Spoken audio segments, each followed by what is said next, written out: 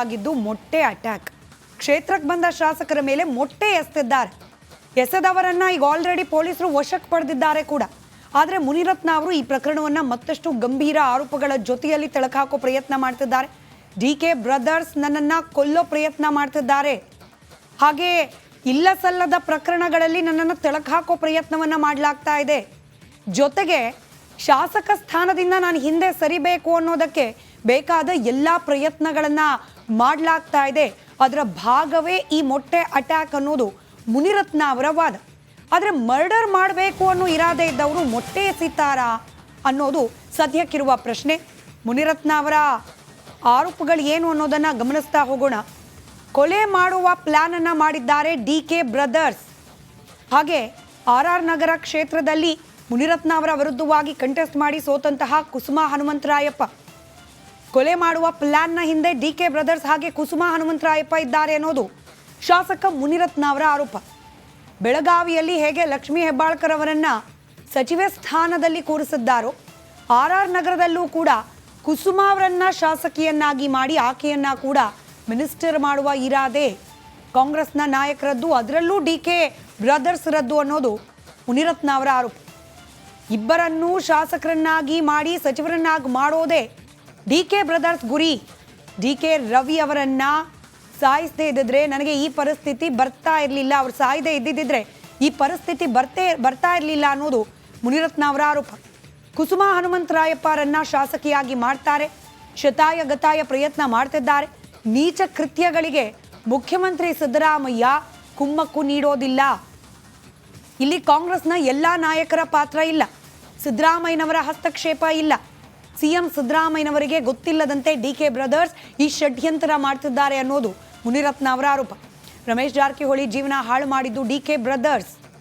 City Ravi ಮೇಲೆ ಹಲ್ಲೆ ಮಾಡಿದ್ದಾಯಿತು, ಈಗ ನನ್ನ ಮೇಲೆ ಹಲ್ಲೆ ಮಾಡಲಿಕ್ಕೆ ಬಂದಿದ್ದಾರೆ. 100 ರಿಂದ 150 ಜನರ ಗುಂಪಿನಿಂದ ಕೊಲೆ ಮಾಡುವ ಸಂಚನ್ನ ರೂಪಿಸಿದ್ದಾರೆ. ಇವತ್ತು ಪೊಲೀಸರ ಮುಂಜಾಗ್ರತೆಯಿಂದ ನನಗೆ ಪುನರ್ಜನ್ಮ ಸಿಕ್ಕಂತಾಗಿದೆ ಅಂತ ಹೇಳಿ ಮುನಿರತ್ನ ಮಾತನಾಡಿದ್ದಾರೆ. ಇನ್ನು ರಾಜ್ಯದ ಗೃಹ ಇಲಾಖೆ ಸಚಿವ ಡಾಕ್ಟರ್ ಜಿ ಪರಮೇಶ್ವರ್ ಅವರ ಕೈಯಲ್ಲಿ ಇಲ್ಲವೇ ಇಲ್ಲ. ಇಡೀ ಗೃಹ ಇಲಾಖೆಯನ್ನ ಧರ್ಮೇಂದ್ರ ಅನ್ನೋ ಡಿವೈಎಸ್ಪಿ ಮುನ್ನಡೆಸ್ತಿದ್ದಾರೆ ಅಂತ ಹೇಳಿ ಗಂಭೀರ ಆರೋಪ ಮಾಡಿದ್ದಾರೆ ಮುನಿರತ್ನ ಅವರು. ಇನ್ನು ಆಗಿದ್ದು ಮೊಟ್ಟೆ ಅಟ್ಯಾಕ್. ಕ್ಷೇತ್ರಕ್ಕೆ ಬಂದ ಶಾಸಕರ ಮೇಲೆ ಮೊಟ್ಟೆ ಎಸೆದಿದ್ದಾರೆ. ಎಸೆದವರನ್ನ ಈಗ ಆಲ್ರೆಡಿ ಪೊಲೀಸರು ವಶಕ್ಕೆ ಪಡೆದಿದ್ದಾರೆ ಕೂಡ.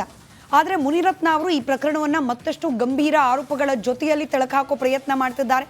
ಡಿಕೆ ಬ್ರದರ್ಸ್ ನನ್ನನ್ನ ಕೊಲ್ಲೋ ಪ್ರಯತ್ನ ಮಾಡ್ತಿದ್ದಾರೆ, ಹಾಗೆ ಇಲ್ಲ ಸಲ್ಲದ ಪ್ರಕರಣಗಳಲ್ಲಿ ನನ್ನನ್ನು ತಳಕಾಕೋ ಪ್ರಯತ್ನವನ್ನ ಮಾಡಲಾಗ್ತಾ ಇದೆ. ಜೊತೆಗೆ ಶಾಸಕ ಸ್ಥಾನದಿಂದ ನಾನು ಹಿಂದೆ ಸರಿಬೇಕು ಅನ್ನೋದಕ್ಕೆ ಬೇಕಾದ ಎಲ್ಲ ಪ್ರಯತ್ನಗಳನ್ನು ಮಾಡಲಾಗ್ತಾ ಇದೆ. ಅದರ ಭಾಗವೇ ಈ ಮೊಟ್ಟೆ ಅಟ್ಯಾಕ್ ಅನ್ನೋದು ಮುನಿರತ್ನ ಅವರ ವಾದ. ಆದರೆ ಮರ್ಡರ್ ಮಾಡಬೇಕು ಅನ್ನೋ ಇರಾದೆ ಇದ್ದವರು ಮೊಟ್ಟೆ ಎಸಿತಾರಾ ಅನ್ನೋದು ಸದ್ಯಕ್ಕಿರುವ ಪ್ರಶ್ನೆ. ಮುನಿರತ್ನ ಅವರ ಆರೋಪಗಳು ಏನು ಅನ್ನೋದನ್ನು ಗಮನಿಸ್ತಾ ಹೋಗೋಣ. ಕೊಲೆ ಮಾಡುವ ಪ್ಲಾನ್ ಅನ್ನು ಮಾಡಿದ್ದಾರೆ ಡಿಕೆ ಬ್ರದರ್ಸ್. ಹಾಗೆ ಆರ್ ನಗರ ಕ್ಷೇತ್ರದಲ್ಲಿ ಮುನಿರತ್ನ ಅವರ ವಿರುದ್ಧವಾಗಿ ಕಂಟೆಸ್ಟ್ ಮಾಡಿ ಸೋತಂತಹ ಕುಸುಮಾ ಹನುಮಂತರಾಯಪ್ಪ, ಕೊಲೆ ಮಾಡುವ ಪ್ಲಾನ್ನ ಹಿಂದೆ ಡಿಕೆ ಬ್ರದರ್ಸ್ ಹಾಗೆ ಕುಸುಮಾ ಹನುಮಂತರಾಯಪ್ಪ ಇದ್ದಾರೆ ಅನ್ನೋದು ಶಾಸಕ ಮುನಿರತ್ನ ಅವರ ಆರೋಪ. ಬೆಳಗಾವಿಯಲ್ಲಿ ಹೇಗೆ ಲಕ್ಷ್ಮೀ ಹೆಬ್ಬಾಳ್ಕರ್ ಅವರನ್ನ ಸಚಿವೆ ಸ್ಥಾನದಲ್ಲಿ ಕೂರಿಸಿದ್ದಾರೋ, ಆರ್ ನಗರದಲ್ಲೂ ಕೂಡ ಕುಸುಮಾ ಅವರನ್ನ ಶಾಸಕಿಯನ್ನಾಗಿ ಮಾಡಿ ಆಕೆಯನ್ನ ಕೂಡ ಮಿನಿಸ್ಟರ್ ಮಾಡುವ ಇರಾದೆ ಕಾಂಗ್ರೆಸ್ನ ನಾಯಕರದ್ದು, ಅದರಲ್ಲೂ ಡಿಕೆ ಬ್ರದರ್ಸ್ ರದ್ದು ಅನ್ನೋದು ಮುನಿರತ್ನ ಅವರ ಆರೋಪ. ಇಬ್ಬರನ್ನೂ ಶಾಸಕರನ್ನಾಗಿ ಮಾಡಿ ಸಚಿವರನ್ನಾಗಿ ಮಾಡೋದೇ ಡಿಕೆ ಬ್ರದರ್ಸ್ ಗುರಿ. ಡಿಕೆ ರವಿ ಅವರನ್ನ ಸಾಯಿಸದೇ ಇದ್ದಿದ್ರೆ ನನಗೆ ಈ ಪರಿಸ್ಥಿತಿ ಬರ್ತಾ ಇರಲಿಲ್ಲ, ಅವ್ರು ಸಾಯದೇ ಇದ್ದಿದ್ದರೆ ಈ ಪರಿಸ್ಥಿತಿ ಬರ್ತಾ ಇರಲಿಲ್ಲ ಅನ್ನೋದು ಮುನಿರತ್ನ ಅವರ ಆರೋಪ. ಕುಸುಮಾ ಹನುಮಂತರಾಯಪ್ಪರನ್ನ ಶಾಸಕಿಯಾಗಿ ಮಾಡ್ತಾರೆ, ಶತಾಯಗತಾಯ ಪ್ರಯತ್ನ ಮಾಡ್ತಿದ್ದಾರೆ. ನೀಚ ಕೃತ್ಯಗಳಿಗೆ ಮುಖ್ಯಮಂತ್ರಿ ಸಿದ್ದರಾಮಯ್ಯ ಕುಮ್ಮಕ್ಕು ನೀಡೋದಿಲ್ಲ. ಇಲ್ಲಿ ಕಾಂಗ್ರೆಸ್ನ ಎಲ್ಲ ನಾಯಕರ ಪಾತ್ರ ಇಲ್ಲ, ಸಿದ್ದರಾಮಯ್ಯನವರ ಹಸ್ತಕ್ಷೇಪ ಇಲ್ಲ. ಸಿಎಂ ಸಿದ್ದರಾಮಯ್ಯನವರಿಗೆ ಗೊತ್ತಿಲ್ಲದಂತೆ ಡಿಕೆ ಬ್ರದರ್ಸ್ ಈ ಷಡ್ಯಂತ್ರ ಮಾಡ್ತಿದ್ದಾರೆ ಅನ್ನೋದು ಮುನಿರತ್ನ ಅವರ ಆರೋಪ. ರಮೇಶ್ ಜಾರಕಿಹೊಳಿ ಜೀವನ ಹಾಳು ಮಾಡಿದ್ದು ಡಿಕೆ ಬ್ರದರ್ಸ್. ಸಿಟಿ ರವಿ ಮೇಲೆ ಹಲ್ಲೆ ಮಾಡಿದ್ದಾಯಿತು, ಈಗ ನನ್ನ ಮೇಲೆ ಹಲ್ಲೆ ಮಾಡಲಿಕ್ಕೆ ಬಂದಿದ್ದಾರೆ. 100 ರಿಂದ 150 ಜನರ ಗುಂಪಿನಿಂದ ಕೊಲೆ ಮಾಡುವ ಸಂಚನ್ನ ರೂಪಿಸಿದ್ದಾರೆ. ಇವತ್ತು ಪೊಲೀಸರ ಮುಂಜಾಗ್ರತೆಯಿಂದ ನನಗೆ ಪುನರ್ಜನ್ಮ ಸಿಕ್ಕಂತಾಗಿದೆ ಅಂತ ಹೇಳಿ ಮುನಿರತ್ನ ಮಾತನಾಡಿದ್ದಾರೆ. ಇನ್ನು ರಾಜ್ಯದ ಗೃಹ ಇಲಾಖೆ ಸಚಿವ ಡಾಕ್ಟರ್ ಜಿ ಪರಮೇಶ್ವರ್ ಅವರ ಕೈಯಲ್ಲಿ ಇಲ್ಲವೇ ಇಲ್ಲ. ಇಡೀ ಗೃಹ ಇಲಾಖೆಯನ್ನ ಧರ್ಮೇಂದ್ರ ಅನ್ನೋ ಡಿವೈಎಸ್ಪಿ ಮುನ್ನಡೆಸುತ್ತಿದ್ದಾರೆ ಅಂತ ಹೇಳಿ ಗಂಭೀರ ಆರೋಪ ಮಾಡಿದ್ದಾರೆ ಮುನಿರತ್ನ ಅವರು. ಇನ್ನು ರೇಪ್ ಹಾಗೆ ಮರ್ಡರ್ ಅಟೆಂಪ್ಟ್ ರೀತಿಯ ಗಂಭೀರ ಆರೋಪವನ್ನ ಹೊತ್ತು ಜೈಲು ಪಾಲಾಗಿ ಬಿಡುಗಡೆಯಾಗಿ ಕ್ಷೇತ್ರ ವಿಸಿಟ್ ಮಾಡಿದ ಬಿಜೆಪಿ ಶಾಸಕ ಮುನಿರತ್ನ ಅವ್ರ ಮೇಲೆ ಇವತ್ತು ಮೊಟ್ಟೆ ದಾಳಿಯಾಗಿದೆ. ಎಸ್ತಿದ್ದು ಮೊಟ್ಟೆ ಆದ್ರೆ ಮರ್ಡರ್ ಅಟೆಂಪ್ಟ್ ಅಂತ ಹೇಳಿ ಮುನಿರತ್ನ ಇದನ್ನ ಆರೋಪ ಮಾಡಿದ್ದಾರೆ. ಅಟಲ್ ಬಿಹಾರಿ ವಾಜಪೇಯಿ ಅವರ ಜನ್ಮ ಶತಮಾನೋತ್ಸವದ ಕಾರ್ಯಕ್ರಮದ ಅಂಗವಾಗಿ ಶಾಸಕ ಮುನಿರತ್ನ ತಮ್ಮ ಕ್ಷೇತ್ರಕ್ಕೆ ಹೋಗಿದ್ರಂತೆ.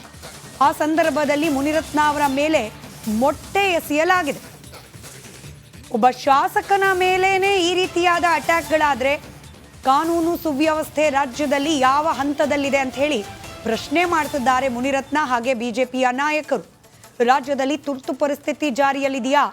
ಶಾಸಕರ ಕಥೆನೇ ಹೀಗಾದ್ರೆ ಮುಂದೇನು ಗತಿ ಅಂತ ಹೇಳಿ ಪ್ರಶ್ನೆ ಮಾಡಲಾಗ್ತಿದೆ. ಕಾಂಗ್ರೆಸ್ ಸರ್ಕಾರದ ಆಡಳಿತ ಅವಧಿಯಲ್ಲಿ ಮೇಲಿಂದ ಮೇಲೆ ಗದ್ದಲಗಳಾಗ್ತಾ ಇದೆ. ಕಾನೂನು ಸುವ್ಯವಸ್ಥೆ ಮೇಲೆ ಹಿಡಿತ ಕಳೆದುಕೊಂಡಿದೆಯಾ ಕಾಂಗ್ರೆಸ್ ಪಕ್ಷ ಅನ್ನೋ ಆರೋಪ ಕೂಡ ಕೇಳೋಕೆ ಸಿಗ್ತಾ ಇದೆ.